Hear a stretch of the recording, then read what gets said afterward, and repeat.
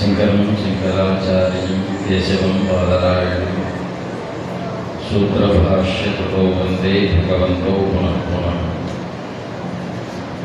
శృతిస్మృతిపురాణానాం ఆలయం కరుణాలయం నమామి భగవత్పాదశంకరం లోకశంకరం.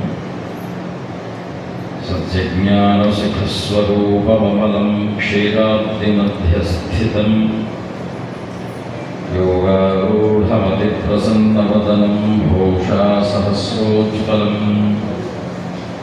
త్రిక్షం చక్రపినాకసాభయకరాం బిభ్రాటం గచ్చవిం ఛత్రీభూతఫణీంద్రమిందుధవళం లక్ష్మీంద్రసింహం భజే. సదాశివసమారంభాం శంకరాచార్యమధ్యమాం అస్మదాచార్యపర్యంతాం వందే గురుపరంపరాం. శ్రీగురుభ్యో నమః. హరి ఓం. స్వామియే శరణమయ్యప్ప. హరిహర సుతనానంద జిద్దనయ్యనయ్యప్ప స్వామియే శరణమయ్యప్ప. పేరులోనే ఉన్నది ఆనంద చిత్తుడు. హరిహర సుతుడు ఆనంద చిత్తుడు అయ్యన్ అయ్యప్ప. అందరికీ కూడా ప్రభువు అయినటువంటి వాడు అయ్యప్ప స్వామి వారు.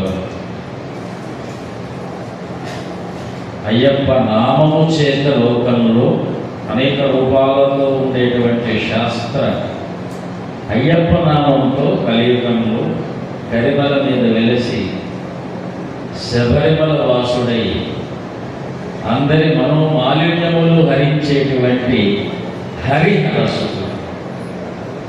మాలిన్య హారి హరిహరసుడు. కాబట్టి మనం ఒకసారి గట్టిగా స్వామియే అన్నాము అంటే మనస్సులో ఉండేటువంటి సకల మాలిన్యములను తొలగింపచేసి, మాలిన్యము అనేటువంటి దానికి సభలో ఉండేవారందరూ ఒక అర్థం చెప్పారు. అన్నిటికంటే పెద్ద మాలిన్యం ఏమిటి అంటే అహం. కృష్ణమూర్తి గారు వారు అహంకార విమూఢాత్మ కర్తాహమితి మన్యతే. ఎవరు నేను నాది ఈ రెండు ఉన్నంత వరకు మాలిన్యము ఉన్నట్టే. దీన్నే కలిలో కల్మషం అంటారు, ద్వాపర యుగంలో అభిమానం అంటారు, త్రేతాయుగంలో కామము అంటాము, కృతయుగంలో అహంకారం. చూడండి, ఒక్కొక్క యుగంలో ఒక్కొక్క పేరు. హిరణ్యాక్షుడ హిరణ్యకశిపుల అహంకారం. నన్నే పూజించాలి, నేనే దేవుడు, ఇంకొకటి లేరు, విష్ణు అనేటువంటి శబ్దము లేదు. కాబట్టి అహంకారాన్ని సంహరించడానికి అహసంహారకర్తగా సింహావతారాన్ని తెచ్చాడు పరమాత్మ. ఆయనే అహపదాత్మ సంహారకర్త నారసింహం. దాన్ని కృష్ణమూర్తి గారు నారాయణ శ్లోకంలో మనకు చెప్పారు. ఒక క్షణకాలం ఏమైనా ఎవరిపాటుగా ఆలస్యంగా వచ్చి ఉంటే భక్తుడైనటువంటి ప్రహ్లాదుని క్షమించమని అడిగాడు. ఆయనకి లేదు కల్మషం, మనకుంది కల్మషం. కల్మషాన్ని మనం పెంచుకుంటూ పోతే నిమిషములన్నీ కూడా మనకు మరణ విషములుగా తయారైంది. విష అంటే కారణము, మృష అనేటువంటిది కూడా మరణము, మృ అంటే కల్మషం, హేయమైనటువంటిది. అందుకే మృగము అంటాను. ఆయన సింహమృగం, మాలిన్యం లేని మృగం. మనము మాలిన్యం కలిగినటువంటి మృగములం మనము అందరము. ఎందుకంటే నరజన్మ వచ్చినది అంటేనే మనకి ఇందాక వారు చెప్పారు, జంతువునాం నరజన్మ దుర్లభం. నరజన్మ రావటం అనేటువంటి ఇక్కడ ఈ మాధ్యమం ద్వారా దర్శించేటువంటి ప్రతి ఒక్కరూ కూడా నరజన్మ ఎత్తితేనే దీన్ని చూస్తాం తప్ప పశుజన్మలు మనం ఈ యొక్క కార్యక్రమాన్ని చూడలేము కాబట్టి చూస్తున్న వాళ్ళందరూ మనం 84 లక్షల జీవరాశుల నుంచి దాటుకొని పుణ్య విశేషము చేత పొందినటువంటి నరజన్మలో ఉన్నాము. ఇది గుర్తించాలి. అందులో ఏదో ఒక భూమండలంలో దాదాపు ఒక 100 కోట్ల జనాభా ఉన్నారు. భారతదేశం భూమండలం అంతా కలిపితే ఒక 500 కోట్ల జనాభా ఉంటారు. ఎందుకంటే చైనా భారతదేశానికంటే మించినటువంటి జనాభా ఇంకెక్కడ లేదు. చైనా మనకంటే కొద్దిగా తక్కువ, కాకపోతే వారు కూడా జనాభాలో సెకండ్ స్టేజ్ లో ఉన్నారు. భారతదేశం ఫస్ట్ స్టేజ్ లో ఉంది. అంటే భారతదేశంలోనే జనాభా ఎందుకు ఎక్కువ ఉన్నదంటే పుణ్యాత్ములు ఎక్కువ ఉన్నారు. నరజన్మ దుర్లభం ఉన్నారు. మిగతా చేత జంతువులు ఎక్కువ ఉన్నాయి. భారతదేశంలో నరులు ఎక్కువ ఉన్నారు. కాబట్టి ఇక్కడే భక్తి ఎక్కువగా ఉన్నది. కాబట్టి భక్తి ఎక్కువ ఉంటే అక్కడ భక్తులు ఎక్కువ ఉంటారు. భక్తులు ఎక్కడ ఎక్కువ ఉంటే అక్కడ భగవన్ నామస్మరణ ఉంటుంది. భగవన్ నామస్మరణ ఎక్కడ ఉన్నదో అక్కడ అర్చకులు వారి వారి అర్చన సేవలు ఖచ్చితంగా చేస్తున్నారు. అష్టాదశ మహాక్షేత్రములు, 12 జ్యోతిర్లింగములు, అష్టోత్తర శత హరిక్షేత్రములు, అవి కాకుండా అనేకమైనటువంటి శాక్తేయ క్షేత్రములు, గాణాపత్య క్షేత్రములు, ఎన్నో కొండల మీద వెలిసినటువంటి మలక్షేత్రములు, అంటే తిరుమలగా ఉన్నటువంటి శైల క్షేత్రములు, అమూల్యమైనటువంటి క్షేత్రములు ఈనాటికి కూడా అవిచ్ఛిన్నంగా కృతయుగాది ప్రవృత్తి నేటి వరకు కూడా ఆచార వ్యవహారములు తప్పకుండా జరుపుతున్నటువంటి ఘనత అర్చకులదే. 1 సంవత్సరం, 2 సంవత్సరాలు, 3 సంవత్సరాలు, 5, 10, 100, 1000 కాదు, యుగ యుగాలుగా వస్తున్నటువంటి అర్చన స్థితిలో ఆరితేరినటువంటి ఆగమ భూమి భారత భూమి. అది అవతార వైశిష్ట్యంగా ఒక్కొక్క చోట ఒక్కొక్క అవతార వైశిష్ట్యంగా దేశకాల ప్రభావితంగా తత్కాలోచితమైనటువంటి నామస్మరణ రూపాన్ని నామము సంతరించుకుంటుందేమో కానీ అర్చకత్వము మానవు. నిజమైనటువంటి బ్రహ్మత్వం ఎక్కడైనా ఉన్నది అంటే అది అర్చన విభాగంలోనే మనం చూడాలి. ఎందుకంటే అర్చక స్వాములు ఇద్దరంటే లోకంలో ఒకరు ఆశ్రమ స్వీకరణ చేసినటువంటి వారిని, నియమోచితమైనటువంటి పరిపాలన జీవితము కలిగినటువంటి వారిని, ఎక్కడ కూడా అసత్యం అనేటువంటి భయము లేకుండా సంచరించేటువంటి వారిని, అభద్రత అనేటువంటి ఒక గుణము ఎవరికి కూడా అంటే అభద్రతగా లేకుండా చూసేటువంటి వారిని మనము స్వామి అంటాం. చూడండి, భద్రత ఉండాలి, అభద్రత ఉండకూడదు. శాంతి ఉండాలి, అశాంతి ఉండకూడదు. ధైర్యాన్ని ఇవ్వాలి. కేవలం మేము ఎవరికి హాని చేయబట్టి, మేము ఎవరికి అశాంతి కలగ చేయబట్టి ఆ జన్మ కేవలం మానవ జన్మ అవుతుందేమో కానీ ధైర్యంతో పాటు జ్ఞానాన్ని కూడా ఇస్తూ ఒక క్రమమైనటువంటి జీవిత ప్రభావాన్ని రోజు వారు ఆచరిస్తూ ఎదుటి వారికి ఆచరింపచేసేటువంటి ఒక స్వామి అర్చక.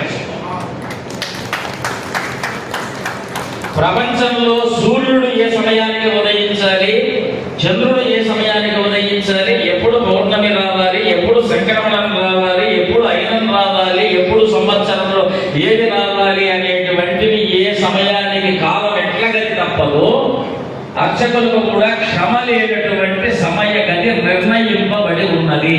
వాళ్ళు బ్రాహ్మీ ముహూర్తంలో లేచి భగవత్ సేవార్థం వారి యొక్క జీవితాన్ని త్యాగం చేయవలసిందే. ఇందులో నిస్సందేహం, సందేహం లేనటువంటి వాక్యం.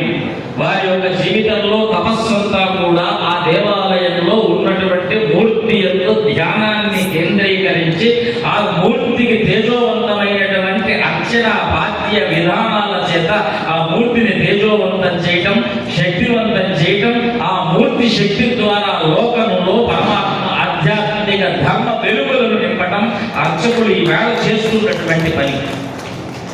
అందుకే ప్రపంచంలో వారికి సన్యాసుల దగ్గర ధనం ఉండదు, మళ్ళీ రెండవది ధనం లేనటువంటి వారు అర్చకులే. కాకపోతే కొద్దిగా ఈనాటి కాలంలో ఆశ అనేటువంటి వ్యామోహాలు లోకమంతా తిరుగుతూ పెద్ద పెద్ద వారినే మభ్యపెడుతున్నాయి. అలాంటిది సామాన్య జీవితంలో ఉన్నటువంటి వారిని మభ్యపెట్టడం అనేటువంటి దాంట్లో అత్యాశ్చర్య అతిశయం అంటారు, అత్యాశ్చర్యకరం లేదు. కానీ మళ్ళీ వారు స్వామి దగ్గరికి వెళ్ళగానే స్వామి వారి యొక్క మహత్యం చేత లోకమంతా వారికి రచించేటువంటి పదార్థంగానే కనిపిస్తూ మళ్ళీ వారి యొక్క అర్చన సేవ మురీలు అయినటువంటి వారికి ఈ వేళ చేస్తున్నటువంటి అయ్యప్ప జయంతి సన్మానం ఏదైతే ఉన్నదో మీలో ఉన్నటువంటి ఆ శ్రద్ధ అయ్యప్పకు చేస్తున్నటువంటి ఒక పూజ్యమామని ఇది సన్మానం కాదు. ఎందుకంటే దేవతలకు సన్మానం చేయలేం. స్వాములైనటువంటి అర్చక స్వాములను ఎంత కీర్తించినా ఆ కీర్తి వారికి సరిపోదు. చంద్రుడికి ఒక నూరు పోగు, సముద్రంలో ఒక నీటి బిందువు, అగ్ని దగ్గర ఒక దూది పింజ అర్చకులకు ఇచ్చేటువంటి సన్మానం. సందేహం లేనటువంటి వాక్యం. కాకపోతే జీవితానికి ఆహారము, నిద్ర, భయము అనేటువంటిది సంతానోత్పత్తి, సంతాన సంరక్షణతో పాటు వారి మీద పీఠాధిపతుల మీద ఏ ధర్మ సంరక్షణ భారమైతే దాగి ఉన్నదో పీఠాధిపతుల కంటే కూడా ఆచార్యుల అర్చకుల మీదనే ధర్మ సంరక్షణ భారము పెద్దగా అంటే భారీ స్థాయిగా ఆధారపడి ఉన్నది. ఎందుకంటే మేము ఆచరిస్తూ వారి మీద ఇలా చెయ్యండి అని వారికి ఆచార విధానాలు చెప్పితే లోకంలో సద్దున వ్యక్తి మధ్యన వెళ్ళి ఆచార వ్యవహారాలను గుడిలో వారి యొక్క నిత్య సమయ పాలన ద్వారా అందరికీ అందించేటువంటి అర్చక స్వరూపులు ఏమిటి అంటే సాక్షాత్తు భగవంతుడి తర్వాత భగవంతుడు. ఇది స్థుతి కోసం చెప్పట్ల, కష్టం కోసం చెప్తున్నా. వారి పడే కష్టాన్ని దృష్టిలో పెట్టుకొని చెప్తున్నా. ఎందుకంటే ఎన్ని మాటలు మాట్లాడినా ఏం చేసినా ఈ రోజు ఒక్కరోజు కీర్తించినంత మాత్రం చేత వారి యొక్క కష్టాలు మనం గట్టెక్కించేస్తామా లేదా మనకు తెలియదు. కానివ్వండి, వారి కోసం మనం మాట్లాడేటువంటి 2 మాటలు వారికి ఆత్మసంతృప్తితో కార్య బాధ్యతలు గుర్తు చేస్తే చాలు ఇంకొక 10 తరాల కాలం పాటు అర్చక స్థితిని తరతరాలుగా అందింపజేసేటువంటిది ఆ అర్చకత్వం. అందులో సందేహం లేదు. భారతదేశ ధర్మము వేదము ద్వారా ఎంత నిలబడింది అనేటువంటిది సత్యము. అర్చకుల ద్వారా అంతకు రెట్టింపుగా ధర్మము స్థాపింపబడింది అనేటువంటిది భారత సత్యం. ఎందుకంటే దీన్ని సత్యం అనడానికి లేదు, భారత సత్యం. ఈ రోజు మనం భారతీయులు చెప్పుకోవటానికి ఎంతో మంది అర్చకులు వారి దేవాలయ సంరక్షణార్థం ప్రాణత్యాగం చేసినటువంటి చరిత్ర కలిగినటువంటి స్థానం. ఆ పూరిని తీసుకున్నా, శబరిమలను తీసుకున్నా, తిరుమల క్షేత్రాన్ని తీసుకున్నా, శ్రీశైలాది క్షేత్రాలను తీసుకున్నా, ఆఖరికి ఆ భూములు రాజరికము లేనటువంటి సందర్భంలో కూడా మడి కట్టుకొని నీళ్లతో వంట వండుకొని ఆ కొండలెక్కిపోయి నైవేద్యం చేసినటువంటి ఎంతో చరిత్ర కలిగినటువంటి ఘన భారతదేశం మనది. అర్చకుల అయినటువంటి గనుల యొక్క భారతదేశం.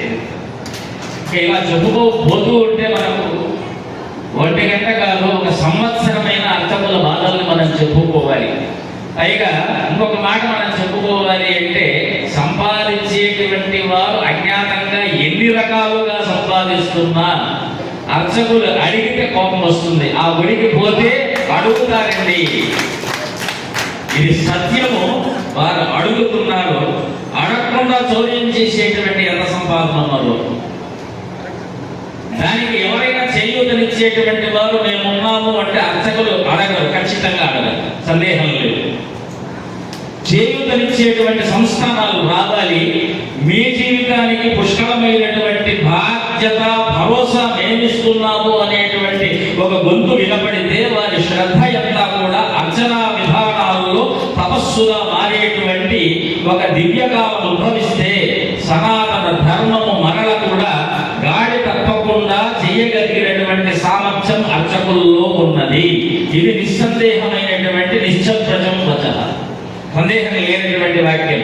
ఈరోజు మనం దేవాలయాల మీద ఉన్నటువంటి ఆగమ విధానాలు అర్చకులను అందరినీ కూడా మనం ఏం చేస్తున్నాం, ఈ 3టిని తక్కువ చేసేయడం వల్ల జీవితం మీద భరోసా లేకపోయి జీవిత విధానంలోనే అనేక రకాలైనటువంటి ఒడిదుడుకులు వస్తూ ఉంటే ఆ నిశ్చలమైనటువంటి మానసిక స్థితి ఎక్కడి నుంచి వారికి ఏకాగ్ర చిత్తం కుదిరి స్వామి వారి ఎందుకు మనం పెడతాను చెప్పండి?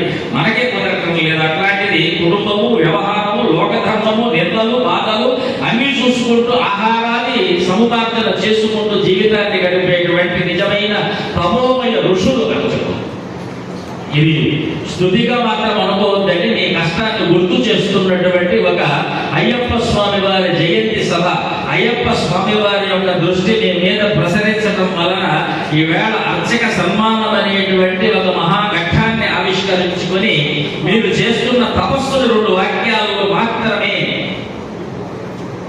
అయ్యప్ప ఇంకా ఎంతో మంది ఉన్నారు అర్చకులు. ఇక్కడ వచ్చేటువంటి వారు మాధ్యమం ద్వారా వీక్షిస్తున్నటువంటి వారందరికీ కూడా మేము అర్చకులము అనేటువంటి భావన మీకు అక్కర్లేదు.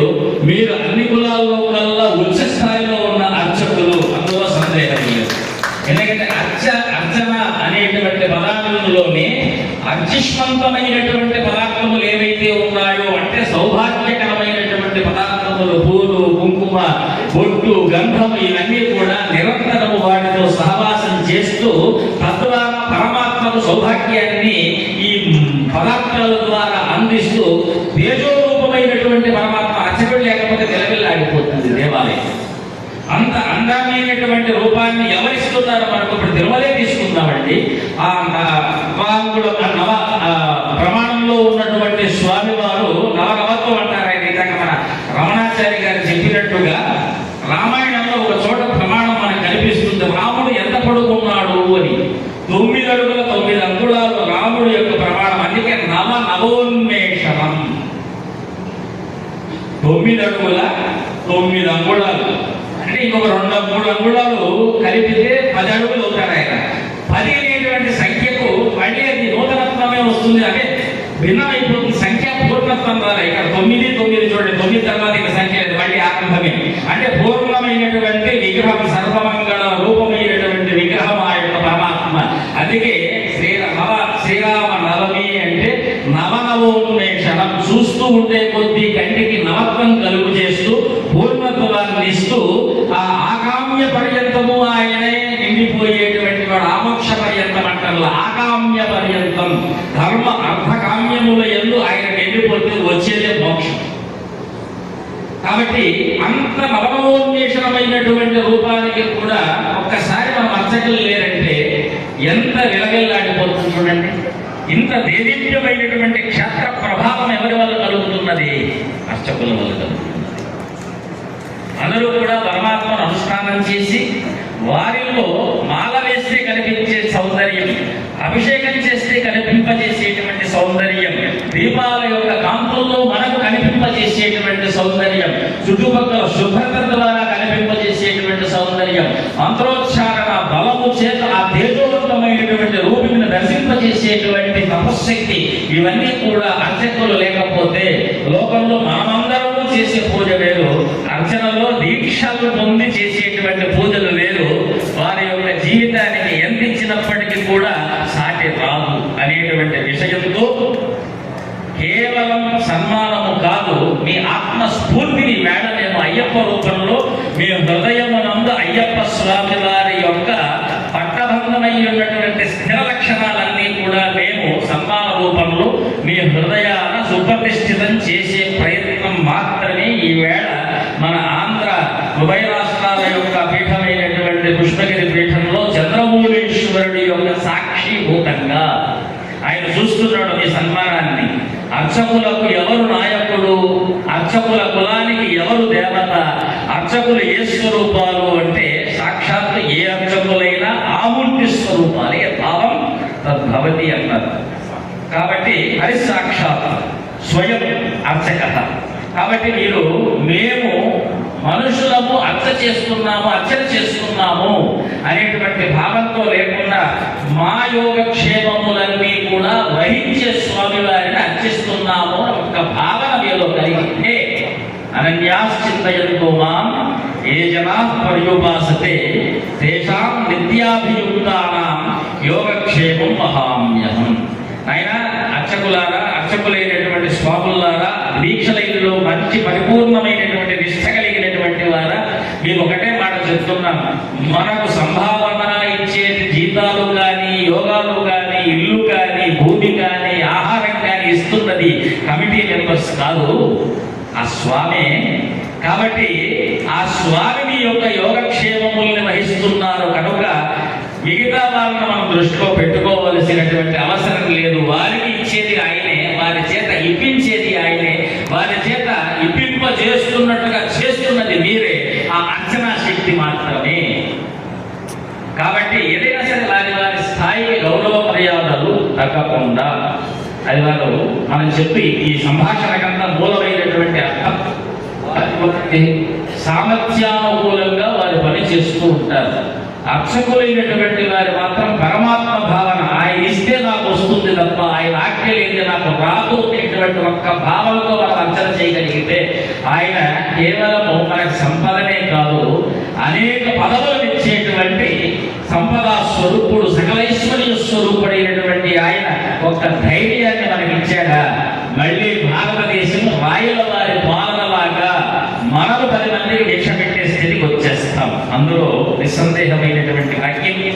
ఈ 4 వాక్యాలు ఇంకా మీరు చెప్పమంటే నేను ఇంకొక 10 రోజులైనా ఇలాగే ఇక్కడ కూర్చొని చెప్తూ ఉంటాం. నిరసించి సృష్టించి మనము ఏ రకమైన మానసిక ఉద్రేకం లేకుండా ఉండేటువంటి పరిస్థితికైనా, కాకపోతే కాలాతీతమవుతుంది. అహం వైశ్వానరో భూత్వ ప్రాణినాం దేహమాశ్రిత. పరమాత్మ కూడా ఒక మాట అన్నాడు, మనమందరం అంచపూర్తికి అంచన చేస్తే ఆయన మన లోపల ఈ దేహానికి అంచన చేస్తున్నాడట. నువ్వు నాకు సరైన సమయానికి అన్నం పెట్టకపోతే నేను నీ అంచన వదిలేస్తా. మనము సరైన సమయానికి ఆయనకు అన్నం పెట్టకపోతే ఆయన దేశాన్ని రక్షించడం వదిలేస్తాడు. అందులో సందేహం లేదు. కాబట్టి ప్రాణాపాన సమాయుక్త ప్రజామ్యందం చతుర్విధం. కాబట్టి 1:30 దాటుతోంది, అకాలం అయిపోయింది. ఇప్పటికే ఐక్యవేదిక వారు ఇప్పుడు అయ్యప్ప తెలంగాణ శ్రీ అయ్యప్ప స్వామి సేవార్థి ఐక్యవేదిక ద్వారా సంకల్పింపబడినటువంటి ఈ అయ్యప్ప జయంతి మహోత్సవ పర్వదినాన అయ్యప్ప స్వామి దేవాలయ అర్చకులైనటువంటి వారికి అయ్యప్ప ఐక్యవేదిక ఏకాదశి, అయ్యప్ప ఐక్యవేదిక పుష్పగిరి అయ్యప్ప ఐక్యవేదిక అంటే పుష్పగిరి మఠంలో చేరి వారు దాదాపు 5-6 సంవత్సరాలు, 7 సంవత్సరాలు అనుకున్నాం. 19 నుంచి 9 సంవత్సరాల నుంచి. అంతకుముందు ఐక్యవేదిక 3 సంవత్సరాలు ఉన్నది. పుష్పగిరితో ఐక్యమై 9 సంవత్సరాలు అయింది. ఇక్కడ కూడా మళ్ళీ నవత్వమే. ఇక్కడ నవత్వం. కాబట్టి ఇలాగా చాలా ఆనందకరమైనటువంటి అంశాలు ఎన్నో. అర్చకమూర్తుల్ని ఎంత కీర్తించినా తక్కువే.